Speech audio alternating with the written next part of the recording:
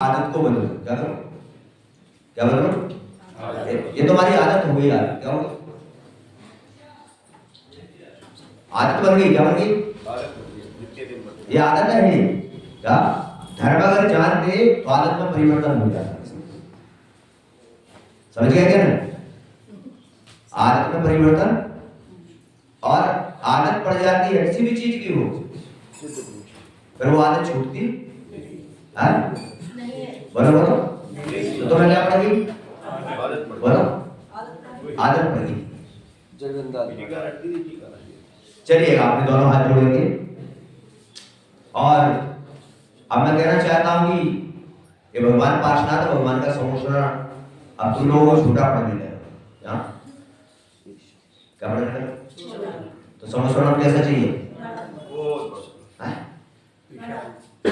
देखिए अपन थोड़े से लोग हैं ना तो भी बड़े कंजेस्टेड हो रहे हैं, और सारे अगर आ जाए, इसलिए भगवान से प्रार्थना करो भगवान का समोषण क्या होना चाहिए? बहुत।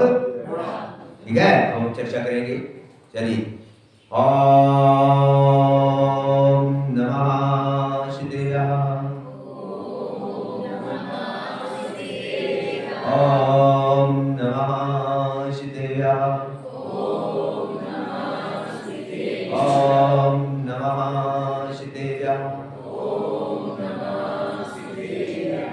मंगलमय मंगले करण वितरागे विज्ञान, नमो ताहे जाते भये अरिहंतादि महान, अरिहंतादि महान।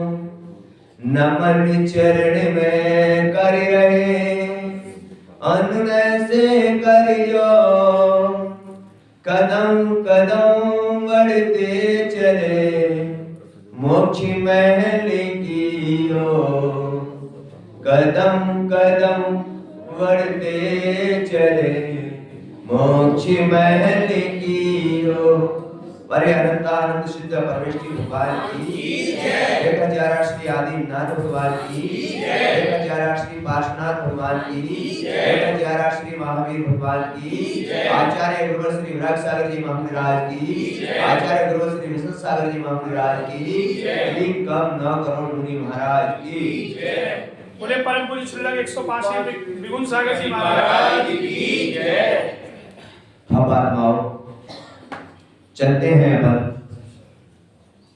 आज सभी लोग यहाँ पर विराजित हैं, सभी भगवात्माएं हैं, सभी ज्ञानी जीव हैं। सभी ज्ञानी जीव है कि नहीं? बोलो। मैं नहीं जानता, इतना पढ़ा लिखा नहीं। मैं 2 क्लास पढ़ाऊंगा, तीसरी में 3 बार फेल हुआ। कितना? बोलो। कितना? 2 क्लास पढ़ाऊंगा, तीसरी में 3 बार फेल। ऐसा आपको देखा स्टूडेंट है? बोलो बोलो। आज तक नहीं देखा हो तीसरी में 3 बार देखा क्या? गवर्नमेंट ने कानून हटा दिया जी, 5वीं क्लास तक कोई फेल नहीं होता। ठीक है। हाँ, इसलिए तो ज्ञानी आत्मा तुम्हारे बीच में आए हो ज्ञान देने। क्या क्या देने को? ये तुम्हारा ज्ञान स्पष्ट दिखाई दे रहा है। क्या ये बोलने की परिभाषा है बीच में बंद करो। क्या करो? जब गुरु बोलते हैं तो क्यों ऐसा? ऐसा इसलिए बंधुओं कि अभी तक वास्तव में हम ये जान ही नहीं पाए कि हम कर क्या रहे हैं। हम कर क्या रहे हैं जान ही नहीं पाए। क्यों नहीं जान पाए? क्योंकि हमें समोषण का मूल्य ही पता नहीं। ये भगवान का जो मंदिर है ये समोषण का प्रतीक चिन्ह है। क्या साक्षात समोषण नहीं है, लेकिन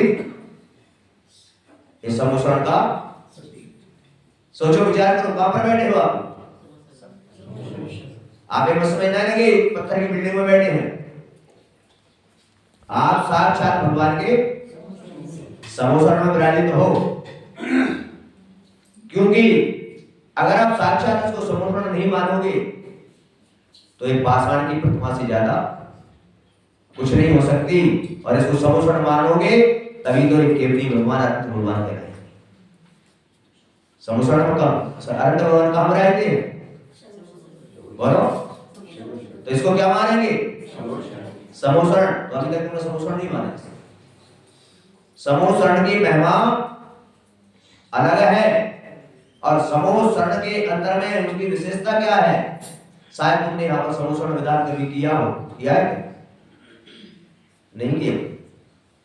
समोसरण का विधान किया होगा तो शायद समझ नहीं पाए होंगे। क्या समझ नहीं पाए होंगे, क्यों? क्योंकि विधानों में तुम लोग क्या करते हो, एक संगीतकार होता है वो, और वो संगीतकार बजाता है और गाता है, और एक पंडित जी बोलते हैं स्वाहा। क्या बोलते हैं? और तुम करते हो हा हा।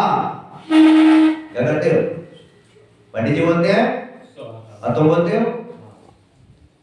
यानी हा का मतलब है कि हमने कुछ भी नहीं किया, हमने सिर्फ सुनने स्वा बोला और हमने चावल।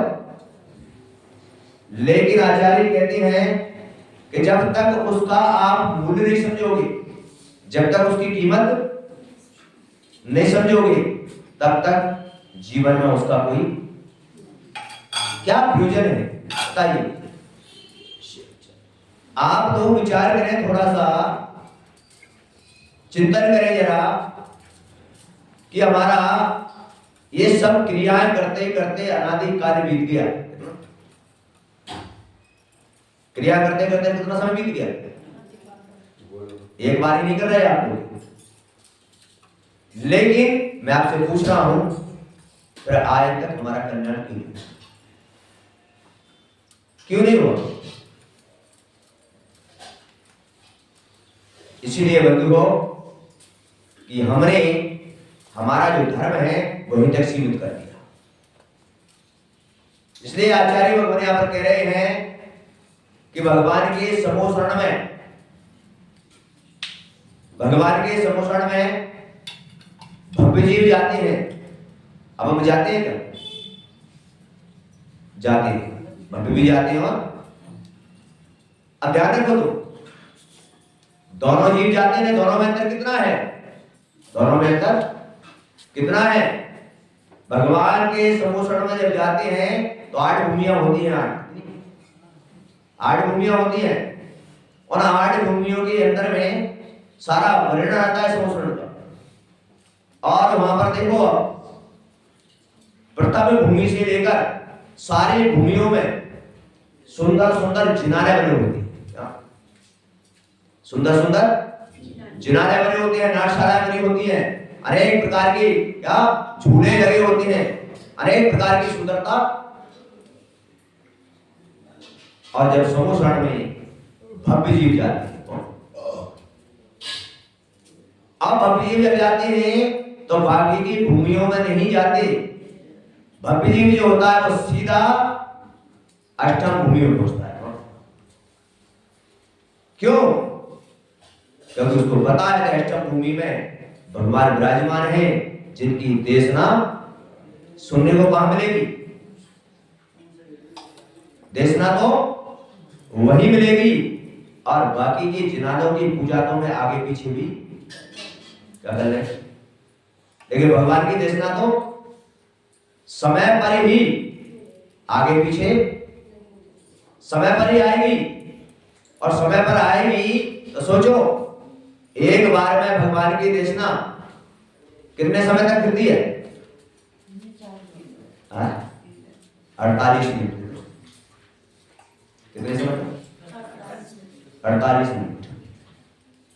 और उस देशना के अंदर में जब भव्य वहां पहुंचता है, अब देखें यहां पर विचार करें, अब भव्य जीव भी वहां जाएगा, लेकिन ध्यान रखो वो प्रथम भूमि में पहुंच जाएगा, दूसरी में पहुंच जाएगा, और वहां जिनानों के दर्शन भी करेगा, पूजा भी करेगा, अनेक प्रकार की नाटशालाओं में भी। लेकिन चलते चलते वो 7वीं भूमि तक पहुंच जाता है। और सातवीं भूमि के अंदर में चारों तरफ बड़े बड़े स्तूप बने होते हैं, उसके अंदर वो प्रवेश नहीं कर पाता है, यानी अष्टम भूमि में प्रवेश नहीं कर पाता है और वहीं से लौटकर आ जाता है। और जो भगवान की देशना में नहीं पहुंचता वो वहीं से लौटकर, आप लोग भी विचार करें, अनादि काल से लेकर हम भी उस समुसरण में गए, लेकिन हम भी उन्हीं भूमियों से लौटकर क्या करके आ गए, यही क्रिया करके। लेकिन भगवान की देशना नहीं सुन पाई। इसलिए हम आत्माओं सबसे पहले ये विचार करो, ये चिंतन करो जरा। अब आप मंदिर में बैठे हो, ईमानदारी से बताना, आप मंदिर के अंदर आते हो, सुबह उठते हो, जैसे भाई साहब बैठे हैं, सब सुबह उठते हैं, सुबह उठते ही चिंता लग जाती है कि मुझे मंदिर, बोलो मुझे मंदिर, मंदिर में आने के बाद चिंता लग जाती है कि जल्दी से भगवान का, बोलो क्या हो जाए, चिंता लगी है मेरी जल्दी से पूजा हो जाए, चिंता लगी है कि मेरा काम जल्दी, आधा घंटे का समय है और आधे घंटे में फ्री होकर चला जाऊं, किसी को 1 घंटे का समय, चिंता लगी है, जल्दी करो भाई साहब जरा, मुझे क्या करना।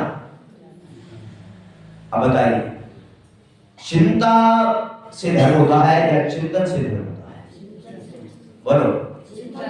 और तुम कैसे धर्म करते, जिस दिन तुम्हारे अंदर चिंतन उतर जाएगा ना, उस दिन तो तुम सारे विकल्पों को छोड़ के भगवान के मंदिर में आओगे, क्या करके। और चिंता का मतलब है, चिंता का मतलब, अभी चिंता लगी थी, देखो पूजा कर रहे थे सभी लोग बैठकर, क्या कोई जाप कर रहा है, चिंता लगी है मेरे पास, मुझे भोजन बनाना है, मुझे दुकान, मुझे व्यापार, बोलो चिंता क्या लगी है मन में। भगवान के मंदिर में तो बैठे हो, पूजा तो कर रहे हो, लेकिन मन में चिंता क्या है। प्रत्येक व्यक्ति जी में कोई ना कोई क्या लगी है, चिंता मत करो, क्या करो, चिंतन करो। भगवान के चरणों में बैठा हूं और मेरी चिंता करने से कुछ होने वाला नहीं है। चिंतन करो, अगर मेरा पुण्य होगा तो ये संसार की व्यवस्थाएं मुझे अपने आप प्राप्त हो जाएंगी, और चिंता करोगे पुण्य नहीं है तो कुछ होने वाला, तो क्या करते हो आप लोग, बोलो चिंतन करो। चिंता, आप सभी लोग चिंता करते हो परमात्मा के चरणों में, और परमात्मा कहता है कि जिस चिंता को मैंने छोड़ दिया, वो चिंता लेकर तू मेरे पास आया है, अरे मेरे पास तो चिंतन के लिए आ जा, तेरा सारा कल्याण हो जाएगा। तो क्या करना है हमको, तुम क्या करना, आज से चिंता करना छोड़ दो। क्या महाराज आ गए, अब महाराज ने कही तो बैठना पड़ेगा, मेरी पूजा छूटी जा रही है, क्या मेरी पूजा, क्या चिंता है, चिंता है, बोलो चिंता मत। आज आपके नगर में यहां पर आए हैं और अभी 15 दिन से ज्योति नगर में थे, और ज्योति नगर के बाद ज्योति नगर में लोगों ने बहुत आग्रह किया, मैंने कहा नहीं, मुझे आगे भ्रमण करना है, क्योंकि जगह जगह मुझे जाना है, जगह जगह भगवान के दर्शन करना है, जगह जगह भगवान की गणना को मुझे प्राप्त करना है, और भगवान के दर्शन करने के लिए आते हैं और तुम लोगों को लाभ भी मिल जाता है। तो सबसे पहले आज छोटे से बाबा समझे कि समुसरण की भूमिका, ये तो मैंने आपको बता दी। अब समुसरण की भूमिका क्या है वो मैं आपको समझाने जा रहा हूं, इसीलिए कि सबसे पहला हमारे जीवन में कल्याण का मार्ग कोई है तो वो है सम्यक दर्शन। क्या है? कल्याण का मार्ग सबसे पहले अगर कोई है तो बोलो क्या है? सम्यक दर्शन। और जब तक सम्यक दर्शन समझ में नहीं आएगा, क्या? जब तक सम्यक दर्शन समझ में नहीं आएगा तब तक आचार्य कहते हैं ज्ञान और क्रिया व्यर्थ है। क्या है?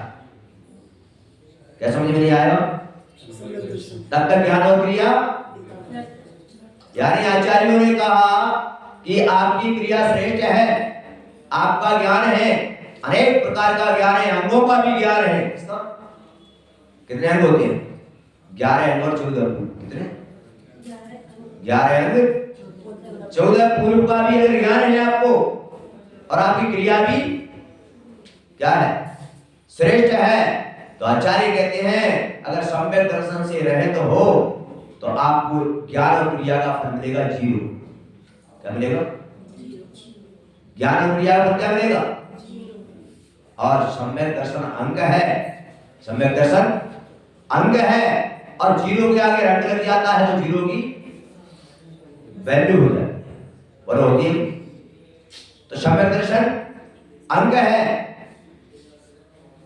और ज्ञान और क्रिया, बोलो आज हम जो भी क्रियाएं कर रहे हैं वो ज्ञान पूर्वक कर रहे हैं। कैसे? बोलो कैसे कर रहे हैं? क्या मैं आपसे पूछ रहा हूं क्रिया आप कर रहे हो ज्ञान पूर्वक, आपने पढ़ लिया शास्त्र में और कर दी स्वाहा, क्या मैं पूछना चाहता हूं उस प्रकार का श्रद्धा है क्या तुम्हारा? उस प्रकार का श्रद्धा है क्या आपका? अगर श्रद्धा नहीं है तो सबसे पहले आचार्यों ने हमारे ग्रंथों में लिखा, सबसे पहले सम्यक दर्शन की महिमा जानो। किसकी? किसकी जानो? सम्यक दर्शन की। तो सम्यक दर्शन ये हमारे यहां देखो, विचार करो कितनी बड़ी महिमा है सम्यक दर्शन की। और समोसरण में हम चल रहे हैं, जैसे भगवान का समोसरण आया और भगवान का समोसरण आते ही हमारे अंतर तीर्थंकर भगवान महावीर स्वामी कहां पर आया उनका समोसरण? बताओ। राजगिरी में विप्राचल आया कि नहीं? बोलो। और वहां पर जब समोसरण आया तो क्या हुआ? समोसरण की विशेषता क्या है? समोसरण जिस जगह भी प्रवेश करता है वहां पर जितने योजन का समोसरण होता है उतने योजन तक दुर्भिक्ष दूर हो जाता है, गरीबी दूर हो जाती है, और वहां पर सभी ऋतुओं के फल इस समोसरण की ध्यान रखो। क्यों होता है? इस समोसरण से नहीं, वहां के भगवत आत्मा जो होती है उनके पुण्य से समोसरण आता है, और उनके पुण्य से ही इस प्रकार के कार्य उनको प्राप्त होते हैं। किसके पुण्य से? आज भी वर्तमान में श्रावकों के भाव, श्रावकों के परिणाम आज भी इस प्रकार के विशुद्ध हो तो आज भी ध्यान रखो, आज भी इस काल में भी ऐसे चमत्कार हो सकते हैं। कोई बड़ी बात, लेकिन किससे होंगे? आप लोग कहते हो ना कि मंदिर में या कोई महाराज उनको चमत्कार नहीं करते। चमत्कार तो श्रावक के परिणामों से, श्रावक के नमस्कार में कितनी ताकत है, श्रावक के परिणाम कितने विशुद्ध है, श्रावक किस प्रकार का अपना भाव रख रहा है, उसके पुण्य से यश है। अब बताइए, समोसरण आया और समोसरण में जैसे राजा श्रेणी को पता लगा और राजा श्रेणी तैयार हुए समोसरण में जाने के लिए, कहा क्या हुआ? सर श्रेणी से कहा कि तुम अकेले समोसरण में जा रहे हो, कौन? ये प्रजा भी तो है ना तुम्हारी, कौन? सबसे पहले प्रजा को सूचना दो कि भगवान का, क्योंकि राजा का एक कर्तव्य है, राजा अपना हित नहीं, अपना हित बाद में चाहता है, पहले किसका? प्रजा का। राजा श्रेणी समोसरण में चलता है और जैसे ही समोसरण में पहुंचता है और समोसरण में पहुंचकर सबसे पहले देखना सम्यक दर्शन की प्रथम भूमिका यहाँ पर क्या है। आप इसे समझ सकते हैं कि सम्यक दर्शन की भूमिका क्या होती है। और राजा स्फटिक समोषण में पहुंचता है, जाकर भगवान के समोषण में जाकर भगवान के लिए द्रव्य, क्योंकि भगवान के मंत्र में कभी खाली हाथ, बोलो कहां खाली जाना चाहिए, खाली हाथ गुरु के पास, भगवान के पास, राजा के पास और मित्र के पास, कभी खाली हाथ नहीं जाना चाहिए। और राजा स्फटिक ने जाकर वहां पर भगवान को हीरे मोती चढ़ाए, क्योंकि वो राजा था, वो राजा था, तो राजा क्या चढ़ाएंगे। और तुम कौन हो, तुम बनिया हो, कौन हो, और बनिया तौल तौल के देता है, और राजा छप्पड़ फाड़ के कैसे देता है, राजा देता है और बनिया कैसे देता है, बोलो तौल तौल के कैसे, तो तुम भी तौल तौल की करते हो, दो दो मुट्ठी चावल, क्या अभी इधर पूजा में चढ़ाओ तो 3-3 चावल चढ़ाओ। और राजा खाली भर के चढ़ाता है, कैसे पूजा में लिखा है ना, भर खाली, क्या लिखा है, विचार करो। राजा स्फटिक ने वहां पर भगवान को द्रव्य चढ़ाया और द्रव्य चढ़ा के नमोस्तु किया, क्या किया, और नमोस्तु किया, और नमोस्तु किया तो नमोस्तु जानते हो पुरुष वर्ग के लिए कौन सा नमोस्तु है, पुरुष वर्ग के लिए पंचांग और दो ही नमस्कार है, कौन से, पंचांग और। अभी आपको सही मायने में पूछा जाए तो एक भी व्यक्ति क्या विधि पूर्वक नमस्कार नहीं कर पाता, एक भी व्यक्ति नहीं करता। पूछ रहा हूं मैं आपसे, पंचांग नमस्कार करना दोनों घुटने और दोनों एक कोनी इससे ठीक है, और अपना ये हो और मस्तक जमीन से, ये है पंचांग नमस्कार। और अष्टांग समझ गए, पूरा लेट के, क्या ये नमस्कार है, ये भगवान को नमस्कार करना सबसे पहली विधि है सम्यक दर्शन। कौन सी, सम्यक दर्शन की सबसे पहली विधि है कि भगवान के मंदिर में आते ही इसी प्रकार विधि पूर्वक मन से, वचन से, काय से 3 बार नमोस्तु करना। कितनी बार, कितने लोग जो ऐसे नमोस्तु करते हैं, बोलो। सबसे पहली भूमिका बता रहा हूं सम्यक दर्शन की, इसीलिए मैंने कहा क्रियाओं में ज्यादा मतलब जो धर्म को जानने का क्या करो। क्या मैं पूछ रहा हूं, यहां पर बैठा एक भी व्यक्ति हो इस प्रकार क्या भगवान के लिए नमोस्तु करता है। माताओं के लिए सिर्फ एक ही नमस्कार है, गवासन। कौन सा, अगर आपने खड़े होकर झुककर किया, आपने आधे झुककर किया, आपने घुटनों के बल खड़े होकर कर लिया, आपका नमस्कार भगवान को स्वीकार क्यों क्यों नहीं है, क्योंकि इसलिए कि जिन आज्ञा है, क्या है, किसकी आज्ञा है, जिन आज्ञा है कि आपको इस विधि से क्या करना, और जिन आज्ञा का पालन नहीं करेंगे तो सम्यक दर्शन मलिन हो जाएगा। सम्यक दर्शन में विशुद्धि किससे आएगी, क्योंकि हम जिन आज्ञा का, बोलो, जब देश में एक कानून बनता है, उस कानून का उल्लंघन करते हो तो क्या होता है, बोलिए, पनिशमेंट मिलता है। तो ये तो हमारे जिनेंद्र भगवान का आज्ञा है, हे श्रावक तुझे कैसे धर्म करना है, किसकी आज्ञा, और हम जिनेंद्र भगवान की आज्ञा कानून का पालन नहीं करेंगे तो क्या होगा, बंधुओं बताओ। सबसे प्रथम भूमिका समोषण में जाते ही उन्होंने नमोस्तु किया, और नमोस्तु करने के बाद राजा स्फटिक अपने स्थान पर बैठने को चल गया, क्योंकि समोषण में अपनी अपनी व्यवस्था है। देखिए आप यहाँ पर दूसरे सम्यक दर्शन, भगवान किस प्रकार आपके लिए किस प्रकार का मार्ग दे रहे हैं। जैसे ही नमोस्तु करने के लिए बैठने चला, भगवान की दिव्य तेजता से संबोधा गया, हे राजा स्फटिक, अभी भी तुम्हारे सम्यक दर्शन में कमी है, क्या है, अभी भी तुम्हारे सम्यक दर्शन में। राजा स्फटिक घबरा गया, मुझे कौन सी गलती हुई मुझसे, क्या आपके अंदर कभी ऐसा भाव आता है, आपके अंदर भी ऐसा भाव आता है क्या कि मुझसे कौन सी राजा शरणिक चाहता तो बोल भी सकता था क्या कि मैंने सब कर तो लिया, मुझे तो सब आता है, मुझे तो बोल सकता था कि नहीं बोल, लेकिन नहीं, राजा शरणिक ने काम किया, कहा मुझसे क्या गलती हुई भगवान? तो भगवान ने कहा राजा शरणिक तुझे अभी भी अभिमान अहंकार है, क्या है? किस बात का? बोले इस बात का कि तूने मुझे नमस्तु कर लिया इसको और तू अपनी जगह बैठने को चल दिया। यहाँ पर मुनि भी विराजमान है, यहाँ आर्गा भी विराजमान है, यहाँ छुट्टे के भी विराजमान है और साथ में बंधु भी कौन विराजमान? बोले क्या गलती हुई?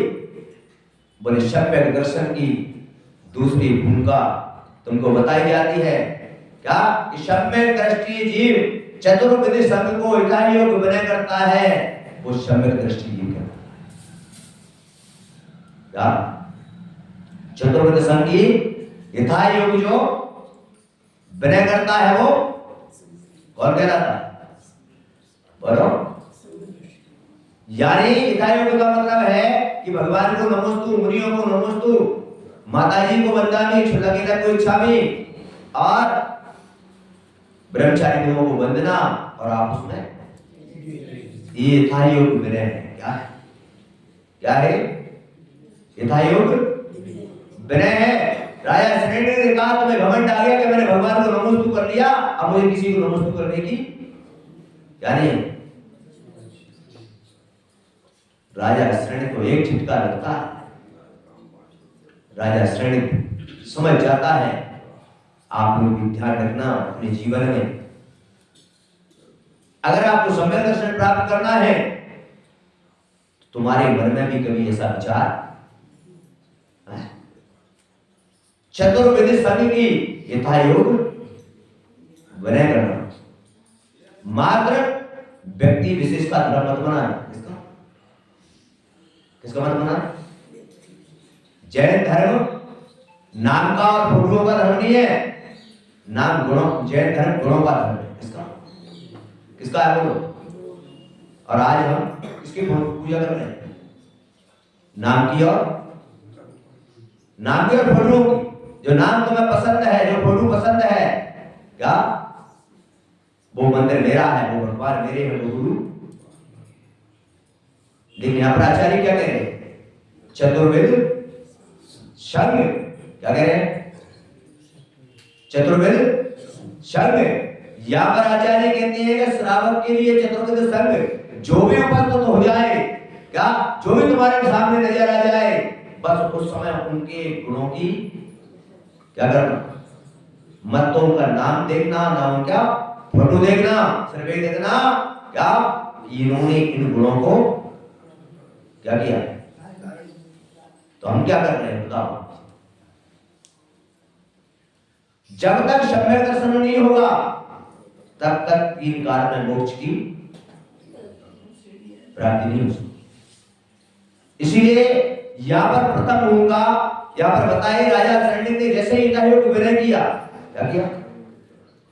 जैसे ही यथा योग विनय, उसका फल क्या है जानते हो? जैसे ही यथा योग विनय किया और उसका सम्यक दर्शन जैसे ही शुद्ध हुआ, वैसे ही भगवान के पीछे महामंडल लगे होते हैं। लगे ना तुम्हारे? लगे ना? क्यों लगाए हैं? महामंडल का पहचानेंगे जैसे ही ये समूह शरण में आप पहुंचोगे और आपका सम्यक दर्शन जैसे ही विशुद्ध होगा, वैसे ही महामंडल में आपको आपके फल नजर आ जाएंगे। क्या क्या नजर आते हैं? महामंडल आते हैं ना? अब मैं तुमसे पूछ रहा हूं, तुम इतने समय से आ रहे हो, तुम्हें तो तुम्हारे फल नजर आएंगे। क्यों? मैंने भी कहा कि समूह शरण का प्रतीक चिन्ह है। आप इसको ये भेदी न माने, इसको यही माने कि समूह शरण क्या लगा हुआ है। जैसे राजा शरणिक को अपने भव नजर आए, क्या है? हाँ, सम्यक दृष्टि को याद है, भव नजर आओ किसी को और भव जब नजर आए तो क्या दिखा उसको? बताओ क्या दिखा? कि मुझे नरक जाना है। कहां जाना? कौन सी आयु का बंद हो गया था? नरक आयु का बंद हो गया था। और उसको जब देखा था भगवान से कहा कि भगवान नरक जाना है और नरक के दुख, नरक का वेदना है, कब तक ये कष्ट भोगूंगा? नरक का बंद क्यों हुआ था? बोलो, डाला था ना, सर्प डाला, लेकिन कौन सी अवस्था में डाला था? उस समय वो जैन धर्मी नहीं था। क्या जैन धर्मी नहीं था उस समय? उसको सम्यक दर्शन, कौन सा धर्म था उस समय? उसमें मानता था ना, बोलो, बौद्ध धर्म मानने वाला, यानी मिथ्यात्व में जीने वाला नहीं। उसने गले में सर्प डाला, ईर्ष्यावश, क्या, और उसको ज्ञान नहीं था इसका परिणाम क्या होगा, और उसने मुनिराज के गले में सर्प डाल दिया और उसी समय उसकी नरक आयु का वध हो गया। विचार करो कौन सी अवस्था में डाला? अज्ञान अवस्था। अपन सभी ज्ञानी है कि नहीं? बताओ, अपन सभी देव शास्त्रों को मानने वाले हैं कि नहीं?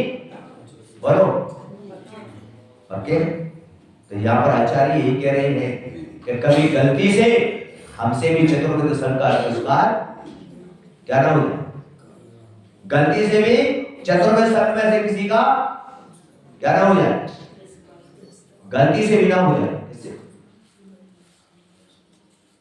क्योंकि हम जानते हैं हम लोग, और वो तो अज्ञान था।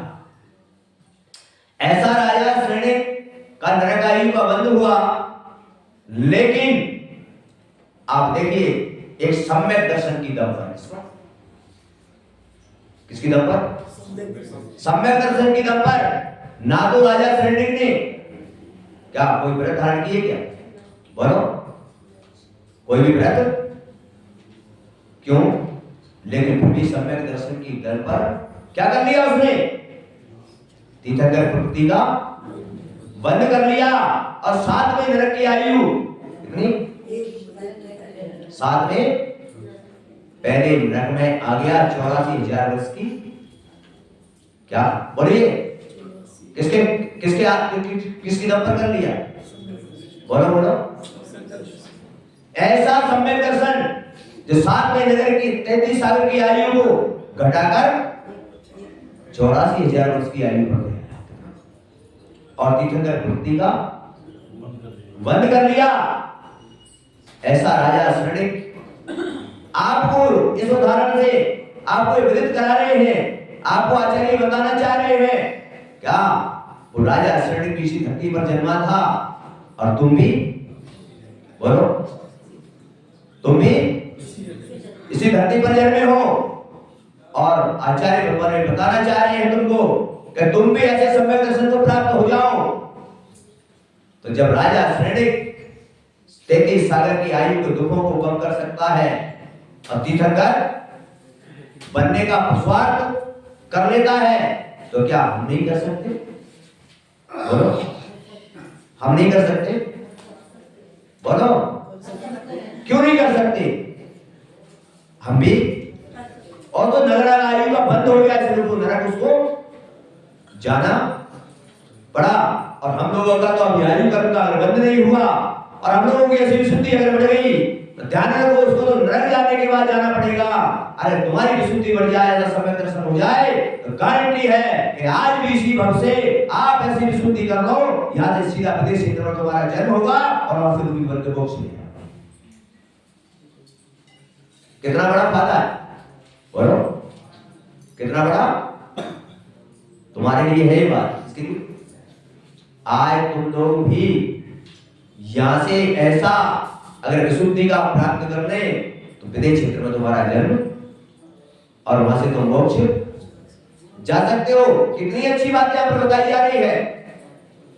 लेकिन हम लोग सम्यक दर्शन की भूमिका को न जानना चाहते हैं और न सम्यक दर्शन को, बोलो, ऐसा सम्यक दर्शन प्राप्त करने के बाद राजा श्रेणिक ने पूछा भगवान से वहां पर कि भगवान चलो ये मेरे से गलती तो क्या गलती तो और गलती सभी से, बस ये बताओ आप लोग भी ऐसा कभी मन में विचार करना कि गलती तो मुझसे हो गई। उसने भगवान से कहा गलती तो हो गई, अब कोई उपाय नहीं, अब तो ये बताओ कि मैं इस गलती को प्रायश्चित करके कैसे इससे, ऐसा समोषण राजा शरण्य का भाव क्या है। और राजा शरण्य ने प्रश्न कहा, भगवान ने कहा आप लोगों को भी आज इतना नहीं बोलूंगा, तो आगे बताऊंगा आगे का वृत्तांत, कि भगवान से पहला प्रश्न किया और भगवान से कहा कि भगवान बताओ मुझे इससे बचने का कोई धर्म बताओ। क्या बताओ? धर्म।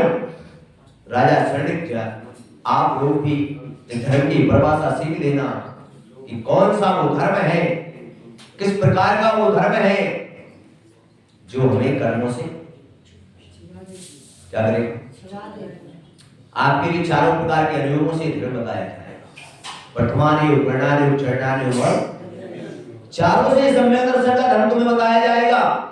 क्या कि किसी प्रकार के सम्यक दर्शन की प्राप्ति कहां पर करना है, किस व्यक्ति को कौन से सम्यक दर्शन में जाना है, कौन से अनुयोग में जाना है, तब जाकर आपकी धर्म समझ में आएगा, तब जाकर कर्मों की क्या होगी। अभी तक तुम ये कर रहे हो, अभी तक तुम ये कर रहे हो कि पहली क्लास की किताबें पढ़ी नहीं है, कोई 8वीं की पढ़ रहा है, कोई 10वीं की पढ़ रहा है, कोई बीए पढ़ रहा है, और अभी एडमिशन भी क्या नहीं है, अभी एडमिशन भी हमारा नहीं है, और हम पता नहीं कौन कौन सी क्लास है। इसलिए सबसे पहले क्या होगा, क्या कराओ अपना सम्यक दर्शन एडमिशन तुम्हारा क्या है। ऐसे सम्यक दर्शन को प्राप्त करने के बाद आपको धर्म की चर्चा करेंगे हम कि धर्म क्या है, ये विषय आपका चलेगा। और ये विषय अगर आपकी समझ में आ गया तो समझ लेना, अगर आपके समझ में आ गया, अरे संसार की चीजें तो क्या, जब धर्म समझ में आ जाता है तो तीन और लोक की चर अचर वस्तुएं केवल ज्ञान में झलकने लगती हैं, वो भी प्राप्त हो जाता है। तो तुम्हारे लिए संसार की तो बात पर क्या समझ में आ जाए, धर्म क्या समझ में आया। और भगवान को धर्म जिस दिन समझ में आ गया तो क्या हो गया था उनको, केवल ज्ञान। आप लोग भी ऐसा चिंतन करें, समय अपना हो रहा है, आगे आपको कितने बजे से प्रवचन सुनना है समय निर्धारित कर लें, जिससे कि आप लोगों को विकल्प ना हो। और इस प्रकार आज धर्म की बात करी, कल आपको बताया जाएगा कि भगवान ने राजा शरण्य को कौन सा धर्म बताया जिससे राजा शरण्य ने अपने कर्मों की, वही धर्म आप भी सुन लेना, हो सकता है तुम्हारे भी कर्मों की हो जाए ऐसा धर्म। कल आपको यहाँ पर बताया जाएगा। आज इतना ही, और आप लोगों के आगे 6:30 बजे शाम को गुरु भक्ति, दोपहर में 3 बजे के बाद स्वाध्याय, जो हम लोगों का स्वाध्याय होता है, किसी को स्वाध्याय अगर सुनना हो तो वो भी आ सकते हैं। शाम को 6:30 बजे से गुरु भक्ति का यहाँ कार्यक्रम रहेगा। जब तक पार्षनाथ भगवान के चरणों में यहाँ पर आप लोगों का दाना पानी का जोर रहेगा, तब तक मैं यहाँ पर विराजित रहूंगा। और जिस दिन तुम्हारा दाना पानी का पूरा हो जाएगा, मैं आगे की ओर क्या, अब दाना पानी 1 दिन का भी हो सकता है, 2 दिन का भी हो सकता है, 4 दिन का भी, वो मुझे भी पता नहीं और तुमको भी पता नहीं और मुझे भी पता नहीं है। इसलिए बंधुओं, जो भी लाभ आपको मिले उसको आप प्राप्त कर लें। इसी के साथ कल अपन धर्म की चर्चा करते हुए यहाँ पर पुनः उपस्थित होंगे। वही पंच परमेष्ठी भगवान की जिन वाणी के ज्ञान से सब वाणी मस्तक रहे।